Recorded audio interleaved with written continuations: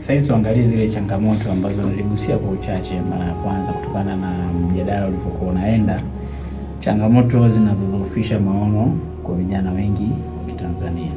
Kwanza tulizungumzia ukosefu wa mitaji. Watu kweli wana maono, si ndio? Lakini wanayoyawaza yanahitaji nini? Pesa. Na mkumbuke kiwango cha uvumilivu kiko tofauti. Kuna wengine wanaweza wakaanza chini kabisa, lakini kuna mwingine kutokana na malezi na vitu vingine inakuwa ni ngumu kuanza chini. Kuna kingine tunasema ukosefu wa mifumo bora, mifano bora, role models. Hili ndio tatizo la Afrika. Hata mifano ambayo tunaitoa mingi inakuwa sio ya Afrika wenzetu. Tunatoa mifano kutoka mbali huko, mtu ambaye kimazingira kila kitu tofauti. Kwa hiyo kukosa hilo role models pia inakuwa ni changamoto. Lakini pia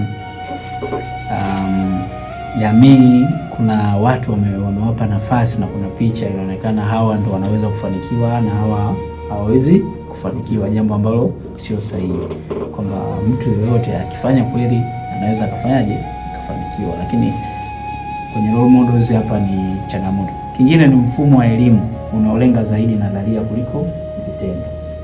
Nasema upande wa shule zinapima kitu kimoja tu ambacho ni mantiki au tunaita logic, kwamba mtu anayeweza kuandika vizuri, akafanya hesabu vizuri, anayeweza kukumbuka vizuri na kukiandika kile anachokumbuka ndo atafanyaje tofauti. Lakini kwenye nadharia ya nani yule, jina limenitoka, lakini inaitwa nadharia ya multiple intelligence, ameeleza uwezo na yani nguvu 8 za uwezo, kwamba mwanadamu wamegawanyika katika makundi mbalimbali. Kwa hiyo unashangaa shule wanaacha, kwa mujibu ile nadharia, wanaacha karibu makundi 7 ya uwezo wa watu, wanachagua kundi hili moja. Kwa hiyo unashangaa mtu yuko shule, kumbe kipaji chake ni kitu cha tofauti kabisa ambacho hakipimwi shule.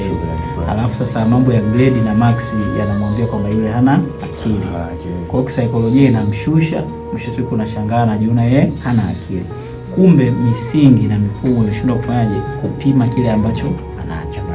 Hii ni changamoto kubwa sana, na sio kwa ubaya. Nashukuru serikali inajitahidi saizi kupanga kwa mifumo ya mitaala ya elimu, kwa sababu ndoto za watu wengi zinaweza zikawa zinazikwa hapa. Yes. Lakini kingine, changamoto za kijamii na kiuchumi. Tunatamani mambo makubwa kama nilivyosema, pressure ya jamii pia kuna. Jamii na matarajio fulani dhidi yetu kama vijana, lakini sisi wenyewe tuna maono yetu. Kwa hiyo vitu vinakinzana, vinasababisha mgogoro mkubwa. Lakini pia masuala ya kiuchumi. Na vitu ukivitoa unavifikiria vizuri, lakini kutokana na hali halisi ya uchumi inakufanya wewe sasa tutakusaidiaje?